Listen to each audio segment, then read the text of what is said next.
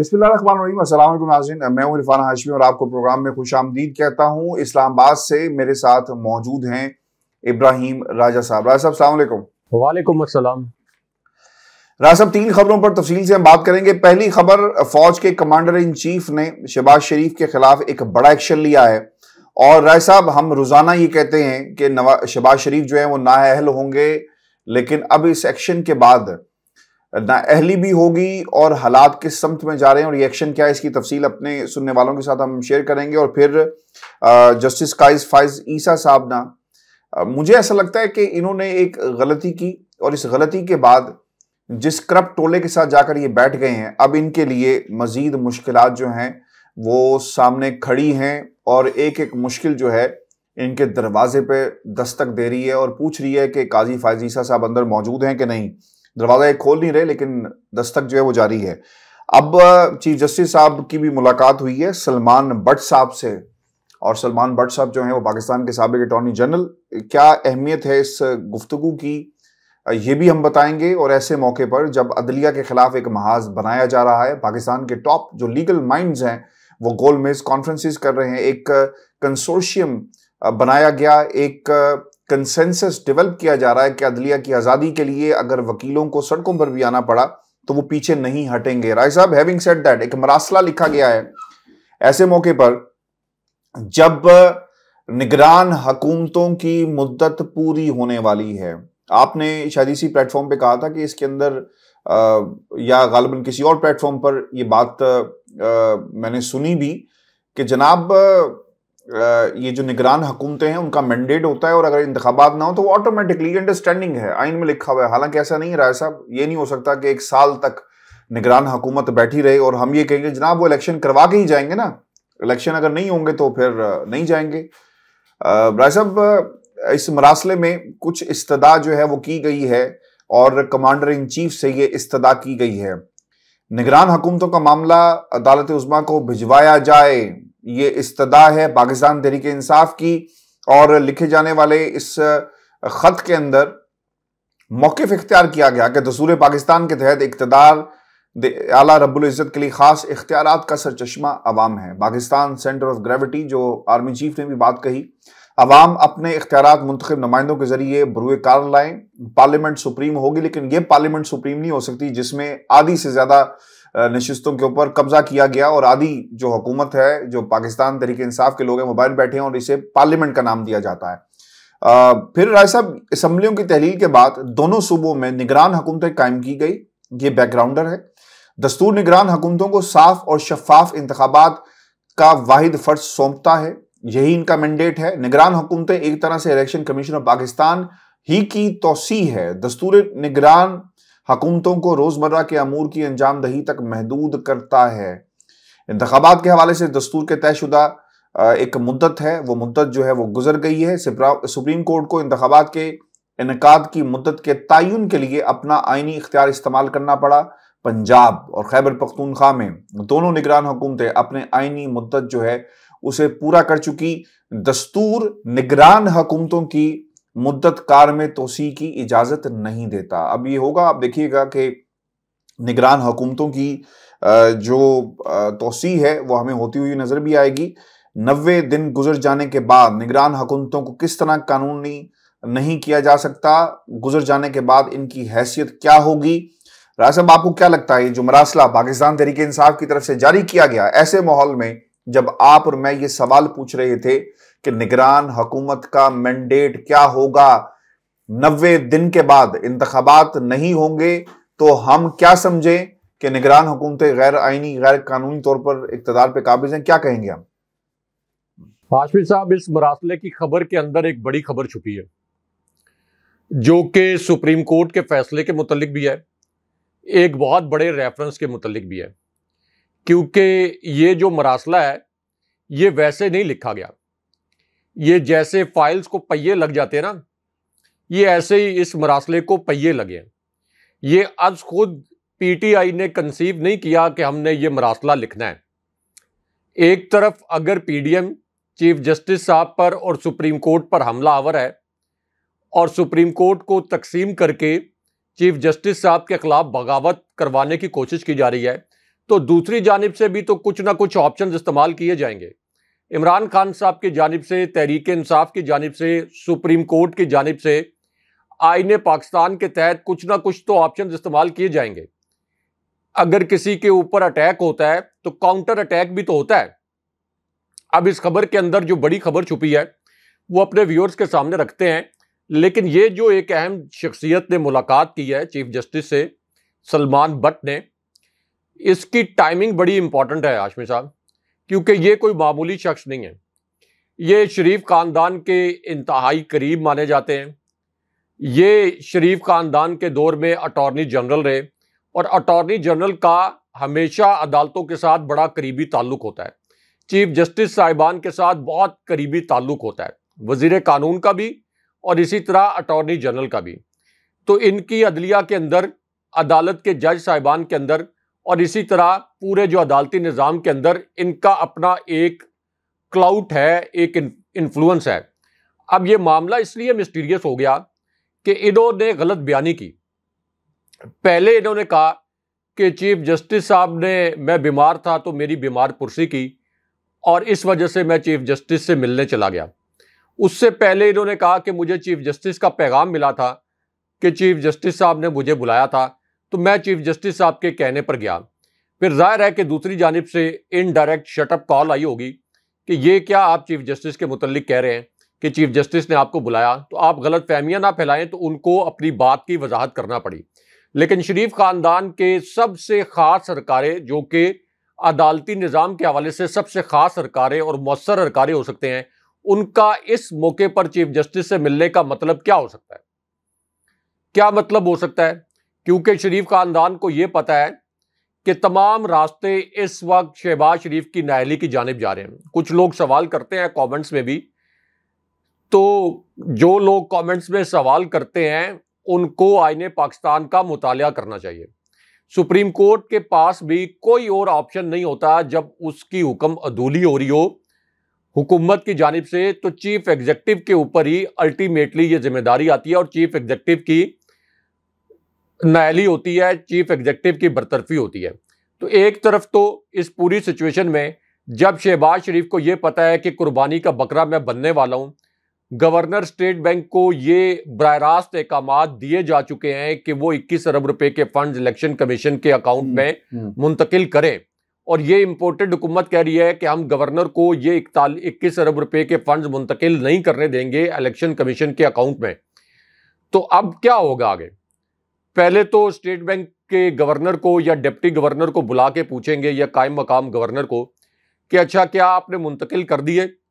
वो आगे ये कहेंगे कि हमें तो गवर्नमेंट ने इजाज़त नहीं दी और गवर्नमेंट की इजाज़त के बगैर हम ये फंड्स मुंतकिल नहीं कर सकते थे। अगरचे अब स्टेट बैंक जो है मुकम्मल तौर पर खुद मुख्तार ना सही, लेकिन नीम खुद मुख्तार इदारा तो है। तो इसलिए कुछ लोग तो ये अंदाज़ा लगा रहे थे कि हो सकता है गवर्नर स्टेट बैंक जो है ये फंड्स मुंतकिल कर दें, लेकिन अगर ये फंड्स मुंतकिल भी हो गए तो तब भी इलेक्शन कमीशन के अकाउंट में अमली तौर पर नहीं जाएंगे, क्योंकि हुकूमत के पास ये ऑप्शन मौजूद है कि ये उस अकाउंट को सीज करवा देंगे, FIA को इस्तेमाल करेंगे और उस अकाउंट में पड़ी हुई रकम को इस्तेमाल नहीं करने देंगे। यानी इलेक्शन कमीशन के अकाउंट में आ भी गई रकम तो उसको इस्तेमाल नहीं करने देंगे। लेकिन गवर्नर जब ये स्टेटमेंट देंगे या स्टेट बैंक के हुकाम ये बयान सबमिट करवाएंगे सुप्रीम कोर्ट में कि हमें गवर्नमेंट ने मना कर दिया कि ये फंड्स आपने फराम नहीं करने, उसके बाद क्या होगा? गवर्नर की तो खिंचाई होगी, लेकिन मुझे नहीं लगता कि स्टेट बैंक के गवर्नर या इस तरह के किसी ओहदेदार पर अदालत कोई तौहीन अदालत लगाएगी। अदालत उनको कुर्बानी का बकरा नहीं बनाएगी। अदालत कभी इस स्टेप पर नहीं जाएगी। अदालत ये कहेगी अच्छा चले वजारत खजाना ने आपको मना किया, पहले मरले में वजारत खजाना के इंचार्ज मिनिस्टर को बुलाते हैं, इसहाक डार को बुलाते हैं और उनसे पूछते हैं कि क्यों नहीं आपने ये फंड्स जारी किए। इसहाक डार आगे पार्लियामेंट का बहाना करेंगे कि देखें कैबिनेट ने पार्लियामेंट को ये जिम्मेदारी दी थी कि ये फंड्स जारी करने हैं या नहीं करने, और कैबिनेट का हेड कौन है? यानी जब इसहाक डार ये कहेंगे कि कैबिनेट ने ये जिम्मेदारी पार्लियामेंट के सुपुर्द कर दी थी, तो फिर ये पूछा जाएगा इसहाक डार से कि अच्छा ये बताएं कि फेडरल कैबिनेट का हेड कौन होता है? अदालत में इसी तरह ना ये सवालात के जरिए जज साहबान घेरते हैं, बड़े पोलाइट मीठे मीठे सवालात करते हैं। ये कोई भी जज साहब जो है ना वो डायरेक्ट नहीं आते, आपको अपने जो जवाबात है ना उन्हीं के जरिए आपको कानूनी तौर पर घेरे में ले लेते हैं। इस तरह के सवालात किए जाते हैं। तो इसहाक डार से ये मीठा मीठा सवाल किया जाएगा कि अच्छा बताएं जी, काबीना का हेड कौन है, कौन सरबराही करता है काबीना की आपकी? तो वो कहेंगे वज़ीर आज़म करता है। ऑब्वियस सी बात है कि काबीना जो है वो हमेशा प्राइम मिनिस्टर चेयर करता है, जो भी प्राइम मिनिस्टर होता है वही चेयर करते हैं।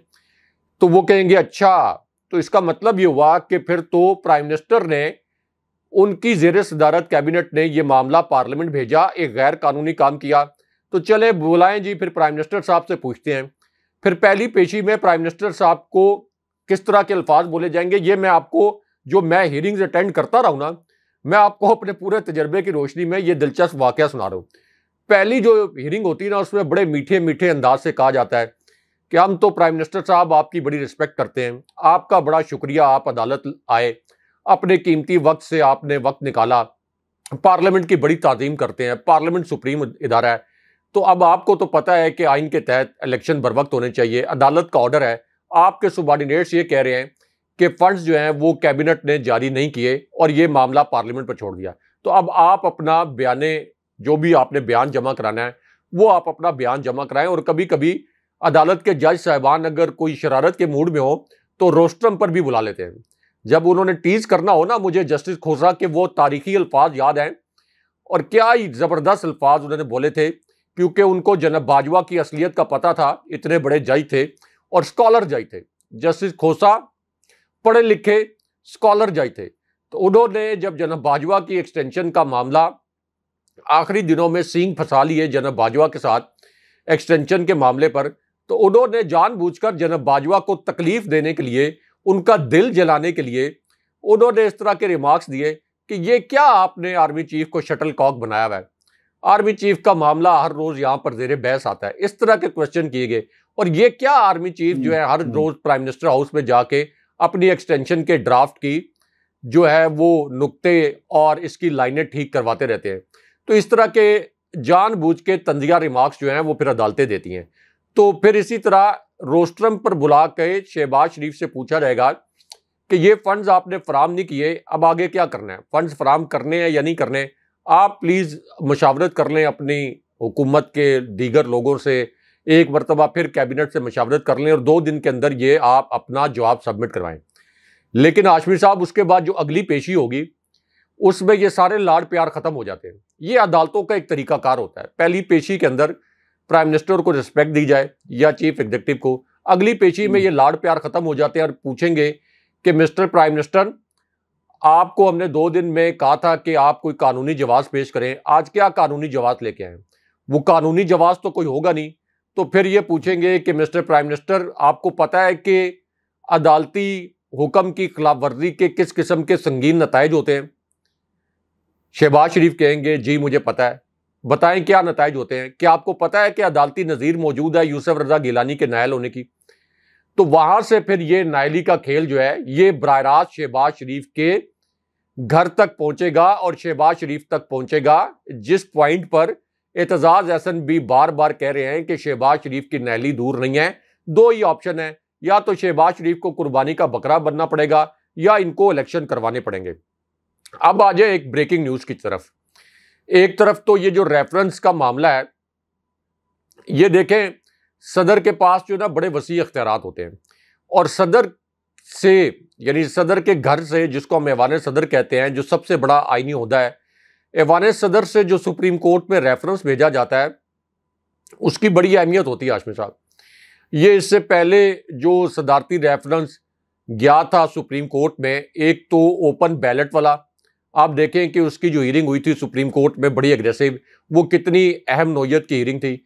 उसके बाद एक और सदारती रेफरेंस जो गया था ये कि क्या पार्टी अरकान अपनी वफादारियां तब्दील करके पार्टी हेड की इजाज़त के बगैर किसी और जमात को वोट दे सकते हैं, उसकी हियरिंग और उसका जो फैसला आया, अगरचे बहुत ताख़ीर से आया, लेकिन उसके फैसले ने, उस एक फैसले ने पंजाब में हमजा शहबाज की हुकूमत को ख़त्म करवा दिया, जाली हुकूमत को ख़त्म करवा दिया। और इलेक्शन कमीशन को भी पता चला कि हर काम वो मरियम नवाज की कठपुतली बनकर मनमानी से नहीं कर सकते। तो हाशमी साहब, ये जो रेफरेंस के लिए ख़त लिखा गया है, इसके लिए तो हो सकता है कि दरपर्दा सुप्रीम कोर्ट से भी एक वाइब आई हो कि ठीक है इस तरह का ख़त लिखा जाए और फिर ऐवान सदर से एक रेफरेंस आए निगरान हुकूमतों के मुतल्लिक, और ये जो इलेक्शन बर वक्त कराने का केस है ये मजीद मजबूत हो जाए, क्योंकि फिर सुप्रीम कोर्ट कहेगी कि ऐवान सदर से इतने बड़े आईनी घर से ये हमारे पास रेफरेंस आया, इसको तो हमें सुनना पड़ेगा और सुनना चाहिए। फिर वो सुनेंगे कि क्या निगरान हुकूमतें 90 दिन से ज़ायद काम कर सकती हैं या नहीं कर सकती, और ऑब्वियसली नहीं काम नहीं कर सकती क्योंकि उनको इलेक्शन करवाने थे। तो ये एक और मुश्किल खड़ी हो जाएगी इस हुकूमत के लिए। अब इसमें एक और इंटरेस्टिंग बात, एक जो इस्लामाबाद में इक़्तिदार की राहदारियों में और जजिस कॉलोनी के हवाले से जो एक इतला गर्दिश कर रही है, और जजिस कॉलोनी का जो मैंने नाम लिया है ये वो इतला नहीं है कि जिसमें यह कहा गया था कि जज साहिबान की आपस में कोई लड़ाई हो गई, और फिर यह दावा भी किया गया कि जस्टिस फाइज ईसा ने चीफ जस्टिस साहब को कोई लाठी से मारने की कोशिश की और बीच में धींगा मुश्ती हो गई और चैम्बर में चीफ जस्टिस साहब की आवाज़ें बड़ी बुलंद हो गई, बड़ी मुश्किल से बीच बचाव हुआ। तो ये तो नून लीग के जो करीबी लोग हैं उन्होंने ये एक नैरेटिव फैलाया था। अगर जस्टिस फाइज ईसा ने इस तरह का कोई हमला किया होता तो वो आज इसकी तस्दीक कर रहे होते या ये कह रहे होते कि चीफ जस्टिस के ऊपर ये बाकी जज साहिबान कोई भरम थे। लेकिन इस पूरी सिचुएशन में एक जज के मुतल्लिक इस तरह की इतलात इस्लामाबाद में आ रही हैं कि ये जज साहब, मैं उनका नाम लेना मुनासिब नहीं है क्योंकि बहुत एक कॉम्प्लिकेटेड मैटर है, ये जज साहब हमेशा चीफ जस्टिस के करीब रहे, यानी इनको समझा जाता था कि ये चीफ जस्टिस के बड़े करीबी हल्के में है। लेकिन इन्होंने ये जो 5 रुकनी बेंच था इसमें से अचानक इन्होंने अलादगी अख्तियार की थी, और उस वक्त बड़ा एक धचका लगा था कि ये कैसे इन्होंने अलादगी अख्तियार कर ली। ये तो चीफ जस्टिस के बहुत करीब माने जाते थे, उनके करीबी हल्के में शामिल थे। लेकिन अब इस तरह की इतला आ रही है कि ये जो जज साहब हैं, ये इससे पहले जो 8 जज साहिबान आइन के साथ खड़े हुए थे चीफ जस्टिस बंदयाल साहब समेत, तो ये जज साहब भी अब उसी कैंप में जो आइन के साथ इस वक्त खड़ा है उस कैंप में शामिल हो गए हैं। इस तरह की इतलात जो है इस्लामाबाद में इक़्तिदार की राहदारियों में गर्दिश कर रही हैं कि अब ये जज साहिबान जो हैं, जो पहले 8-7 का फिगर था कि 8 आइन के साथ खड़े हैं, 7 पीडीएम के मौक़िफ़ के साथ खड़े हैं, अब 9 की तादाद हो गई है जो कि इस वक्त आइन के साथ खड़े हैं। ये मैं अगेन कह रहा हूं कि इस तरह की इतलात जो है वो इक़्तिदार की राहदारियों में गर्दिश कर रही हैं। अच्छा राय साहब, पार्लियामेंट में भी अब बगावत हो गई है, और ये बगावत जो है इसके रूह रवां और जो सबसे बड़े बागी हैं वो स्पीकर साहब हैं। और स्पीकर साहब की आपको शोहरत का पता है, राजा रेंटल के नाम से ये हमेशा मशहूर हुए। इनकी ये मशहूरी की बुनियादी वजह इनके कारनामे हैं, और आज ये बगावत पर पाकिस्तान की पार्लियामेंट को उकसा रहे हैं, और ये बगावत जो है इन्होंने करवा भी दी है।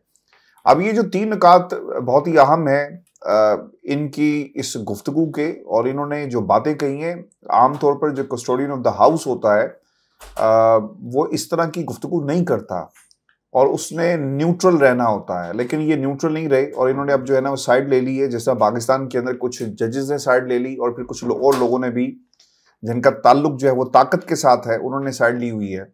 अब ये स्पीकर कौमी असम्बली राजा परवेज अशरफ साहब क्या कहते हैं कि पार्लियामेंट ने अगर अदलिया के कहने पर कानून साजी करनी है तो फिर अदलिया कानून साजी के साथ आइन साजी भी खुद कर ले, अमल करा ले, इलेक्शन के ढोंग की आपको फिर क्या जरूरत है।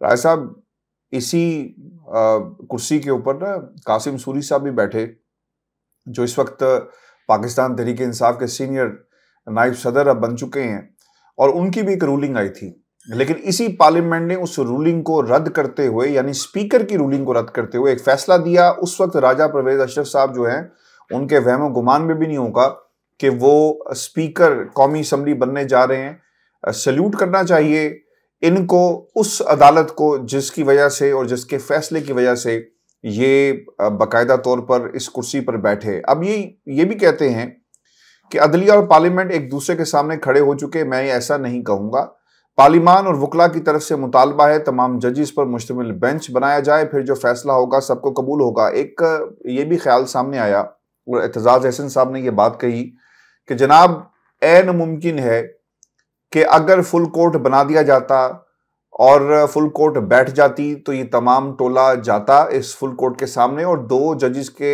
हवाले से अपनी गुजारिशात रखता और तनकीद करता, बाहर भी तनकीद होती, अंदर भी होती, और कहते कि जनाब जब तक इस फुल कोर्ट में ये 2 जज साहिबान मौजूद हैं या ये 3 जज साहिबान मौजूद हैं या 4 जज साहिबान मौजूद हैं, जहां जहां से उन्हें खतरा था फैसला इनके हक में नहीं आएगा, उनको कंट्रोवर्शियल बना देते, तो मामला तो राय साहब फिर भी रुक जाना था। अब ये कहते हैं कि फुल कोर्ट बनाने में क्या कबाहत है, फुल कोर्ट बनाने से मुल्क में हिजानी कैफियत खत्म हो सकती है, तो इसमें क्या कबाहत है। पार्लियामान पर कदगन लगा दी और वही कानून साजी करेंगे जो अदलिया चाहेगी, तो फिर आइन साजी भी यही कर लें। फिर इलेक्शन के लिए मारामारी और सियासी सरगर्मियों का ढोंग करने की क्या जरूरत है। फिर अदलिया को ही कहें कि आप ही कानून बनाएं और इस पर अमल कराएं। मुंतखब नुमाइंदों की हदूद में आप कैसे आ सकते हैं राय साहब? इसी अदालत ने, पाकिस्तान की अदालतों ने ही रीइंस्टेट किया है पीटीआई के लोगों को। यही राजा रेंटल जो आइन की बात कर रहा है, जो बागी है इस पार्लियामेंट का सबसे बड़ा, वो ये कहता है कि जनाब फिर जरूरत क्या है। इनको शायद ये याद नहीं है किसी पार्लियामेंट में 150 से ज्यादा का नंबर है जिसे हक नहीं दिया जा रहा कि वो पार्लियामेंट में आकर बैठे और रास्ता रोक सके। इनको इमरान खान तो राय साहब एक तरफ है, ये एक ऑपोजिशन का भी सामना नहीं कर सकते, इसलिए इन्होंने एक डमी सी ऑपोजिशन जो रखी हुई है राजा रियाज वाली। और फिर ये भी कहते हैं कि अगर मुंतखब नुमाइंदों की हदूद में आएंगे तो फिर आपकी हदूद में लोग जाना शुरू कर देंगे। अगर आप किसी पर हमला करेंगे तो वो क्या करेगा? जो इसके हाथ में होगा वो मारेगा। मैं नहीं चाहता कि हम जवाबुल जवाब लिखने पर बैठ जाएं। राय साहब, उस वक्त तो बहुत चर्चे हो रहे थे इसी सुप्रीम कोर्ट के, आइन की बात हो रही थी, कानून की बात हो रही थी। इलेक्शन का मामला लगता है कि अब किसी के जाती अना का मसला बन गया। माजी में ऐसा कभी नहीं हुआ। सबकी सुनी चाहिए, हुकूमत को भी हट धर्मी नहीं दिखानी चाहिए, सियासी मामला कभी अदालत में नहीं ले जाने चाहिए। उस वक्त भी ये सुन लेते जब इमरान खान ने पाकिस्तान की वफाक की अपनी हुकूमत को कुर्बान किया। सुन लेते, अदालतों में क्यों गए, क्यों खड़े हुए अदालतों के बाहर जाकर, और जब अदालत खुली ना राय साहब तो अंदर से इलेक्शन कमिश्नर साहब जो हैं वो बरामद हुए, उनकी बरामदगी की गई, अंदर से निकले एक बंद अदालत में से। उस वक्त ये राजा रेंटल साहब कहां पर थे? सियासी मामला कभी अदालत में नहीं ले जाने चाहिए। और फिर वो ये भी कहते हैं कि सियासी मामला को अदालतों में ले जाकर नुकसान होगा। सियासी मामला अदालत में ले जाने से अदलिया को भी नुकसान होगा। सियासी मामला अदालत में ले जाने से अदलिया कमजोर होगी। राज साहब, हुण किन्नी को कमजोर करनी है अदालतों नूं? आपके सामने है, अदालतों पर हमले हुए, अदालतों को कमजोर किया गया। अदालतें अपने वकार और अदलिया की आज़ादी के लिए खड़ी है और कोशिश इन जैसे बागी और बागियों का टोला ये कर रहा है, मफरूरों का टोला ये कर रहा है, डाकुओं का टोला ये कर रहा है, चोरों का टोला ये कर रहा है कि किसी तरह इस पार्लियामेंट को भी अपनी मर्जी से चलाया जाए। और अब तो खैर यही हो रहा है। जी राय साहब। हाशमी साहब, एक तो आईनी पेचीदगियों से हटकर एक लाइन के अंदर इस सवाल का जवाब ढूंढते हैं। अगर इलेक्शन कमीशन को ये अख्तियार दे दिया जाए कि वो किसी आईनी या कानूनी जवाब के बगैर 6 माह तक इलेक्शन मुलतवी कर सकता है, एक ऐसा इलेक्शन जिसकी तारीख दे दी गई हो, अगर ये अख्तियार इलेक्शन कमीशन को दे दिया जाए तो इसका मतलब तो ये होगा कि इलेक्शन कमीशन 6 माह के बाद अगले 6 साल के लिए या अगले 60 साल के लिए भी इलेक्शन मुलतवी कर सकेगा। तो क्या इलेक्शन कमीशन के पास ये अख्तियार होना चाहिए कि वो इस तरह से गैर कानूनी और गैर आईनी तरीके से इलेक्शन को मुलतवी कर दे? दूसरा सवाल ये है कि क्या हुकूमत, कोई भी हुकूमत, अगर ये कहे कि हमने फंड्स जारी नहीं करने इलेक्शन के लिए, तो क्या इलेक्शन में ताखीर की इजाज़त होनी चाहिए? इसका मतलब तो यह है कि कोई भी सिटिंग गवर्नमेंट जब उसकी हुकूमत जाने वाली हो तो वो बजट में फंड्स ही मुख्तस ना करे इलेक्शन के लिए, तो इसका मतलब है कि फिर तो कभी इलेक्शन ही नहीं होंगे। ये 2 बुनियादी सवालात हैं कि क्या इलेक्शन के लिए फंड्स जारी ना करने का कोई अख्तियार, आईनी अख्तियार किसी हुकूमत के पास मौजूद है, और इलेक्शन कमीशन के पास क्या गैर मुअय्यना मुद्दत के लिए या 6 माह के लिए, 8 माह के लिए इलेक्शन मुलतवी करने का अख्तियार मौजूद है? तो ये दोनों बड़े सिंपल से सवालात हैं, इन दोनों के जवाबात नफी में हैं, वरना तो आपके इलेक्शन कभी होंगे ही नहीं। नंबर 2, हाशमी साहब, ये जो राजा परवेज अशरफ हैं, इनको इस्लामाबाद, रावलपिंडी में, हत्ता कि इनके अपने जो पीपल्स पार्टी के रहनुमा हैं वो भी, अगर आप इनके साथ बैठे पार्लियामेंट में जाकर, तो वो भी सरगोशियां करते हैं, इनके मुतल्लिक कहते हैं कि देखें, ये पहले भी आसिफ अली जरदारी की खुशामदे करके जब यूसुफ रजा गिलानी को नायल किया गया था तो ये प्राइम मिनिस्टर बन गए थे। तो अब इनके जो कोलीग्स हैं वो खुद इनको राजा रेंटल के नाम से पुकारते हैं। यदि ये एक पाकिस्तान के अंदर करप्शन का सबसे बड़ा इस्तारा बन गए थे। एक राजा रेंटल और एक इजी लोड। जो एएनपी की हुकूमत थी 2008 से 13 तक, उसको इजी लोड कहा जाता था क्योंकि वहां पे इस कदर करप्शन थी कि ये इस्तारा इस्तेमाल किया जाता था कि इजी लोड करप्शन हो रही है। और दूसरा राजा रेंटल, जो कि राजा परवेज अशरफ ने उस वक्त वो रेंटल पावर प्रोजेक्ट्स में मैसिव लेवल पर करप्शन की। अब ये जो राजा परवेज अशरफ हैं, ये चीफ जस्टिस ऑफ पाकिस्तान को, और ये राजा परवेज अशरफ कोई ज्यादा कानून और आइन को कोई बड़ी गहराई के साथ जानते भी नहीं है। तो ये अब चीफ जस्टिस साहब को आइन सिखा रहे हैं और उनको ये बता रहे हैं कि हम आपके खिलाफ बगावत करेंगे। एक सिंपल सी बात जो हम बहुत दफा सहाफी कोर्ट करते हैं, सुनते हैं, अदालतों के जो हियरिंग्स होती हैं उनमें सुनते रहे हैं कि हमेशा ये अदालत का अख्तियार होता है कि वो आइन की तशरीह कर सकती है। दुनिया का कोई भी आइन जो है वो वाज़े तौर पर, बिल्कुल वाज़े तौर पर तमाम चीज़ों को एक्सप्लेन नहीं करता। तो जहाँ पर आपको आइन की, कानून की वजाहत करनी होती है, पूरी दुनिया में ये केसेस फिर अदालतों में जाते हैं, आला अदालतों में यानी सुप्रीम कोर्ट्स में, हाई कोर्ट्स में जाते हैं। तो अब तो ये एक बड़ी सिंपल सी बात है कि 90 दिन के अंदर इलेक्शन यानी बर वक्त इलेक्शन, ये आइन के अंदर लिखा हुआ है। इसको मजीद एक्सप्लेन करने के लिए पीटीआई जो है वो चली गई सुप्रीम कोर्ट में और फिर इसकी एक्सप्लेनेशन जो है वो आइन के तहत सुप्रीम कोर्ट ने कर दी। अब असल बात ये बताएं, जो असल बात है इसके पीछे, वो इनको कौम के सामने रखनी चाहिए कि हम इस वक्त इमरान खान साहब के सामने इलेक्शन लड़ने की पोजीशन में नहीं है। हमने इससे पहले जनब बाजवा की मदद से इलेक्शन लड़ा। 13 जमातों ने, जनब बाजवा के नीचे जितने जनरल थे वो हमारी मदद कर रहे थे, मिस्टर XYZ हमारी मदद कर रहे थे, इलेक्शन कमीशन हमारा कठपुतली बना हुआ था। उसके बावजूद कि हमजा शहबाज की जाली हुकूमत थी, आसिफ अली जरदारी की सिंध के सरकारी वसाइल लूट कर नोटों की बोरियां यहां पर लाई गई। और बाय द वे आप देख लें कि ज़ल्मे खलीलजाद जो हैं, अब अंदाजा कर लें कि आसिफ अली जरदारी की शोहरत का, कि ज़ल्मे खलीलजाद ने उनके खिलाफ ट्वीट किया है जिसमें उन्होंने कहा है कि मिस्टर 10%, आपकी शोहरत क्या है आलमी सतह पर? आपकी शोहरत तो यह है कि आलमी सतह पर आप मिस्टर 10% के नाम से जाने पहचाने जाते हैं। हर जो सियासी सौदा है, कारोबारी सौदा है, उसमें आप 10% कमीशन वसूल करते थे। तो ये है आसिफ अली जरदारी की रिप्यूट इंटरनेशनल लेवल पर, जो बदकिस्मती से पाकिस्तान के सदर भी रहे। तो हाशमी साहब, इनको ये पता है कि जनब बाजवा, उनकी establishment, election commission, Asif Ali Zardari की नोटों की बोरियां, ये तमाम फैक्टर्स इमरान खान साहब के खिलाफ काम कर रहे थे। इमरान खान साहब ने 3/4 अक्सरियत से तकरीबन ज़िमनी इलेक्शन जीत लिए। तो इनको पता है कि हम किसी भी सूरत इस वक्त भी इस्टेब्लिशमेंट की मदद से, अदालती निज़ाम की मदद से, ब्यूरोक्रेसी की मदद से, आपकी अफसरशाही की मदद से, पुलिस की मदद से, हम किसी सूरत इमरान खान साहब को इलेक्शन नहीं हरा सकते। तो सीधी बात करें कि हम इलेक्शन इसलिए नहीं लड़ सकते कि हमें पता है कि हम इबरतनाक अंजाम से दो चार हो जाएंगे, क्योंकि लोगों में बड़ा शऊर है। ये जो आप इस वक्त ये कह रहे हैं कि 21 अरब रुपए के फंड्स हैं, मिफ्ता इस्माइल का बयान आ गया हाशमी साहब, उन्होंने कहा कि 21 अरब रुपए के फंड्स जारी करना, ज़ाहिर है वो वज़ीर खजाना रहे, उनका बयान आ गया कि हुकूमत के लिए कोई मसला ही नहीं है 21 अरब रुपए फंड्स जारी करना। तो ये तो सरासर एक ढोंग रचा रहे हैं, लेकिन इन ढोंगियों को पाकिस्तानी अवाम पहचान चुके हैं। इनकी सियासत असल में ख़त्म हो चुकी है।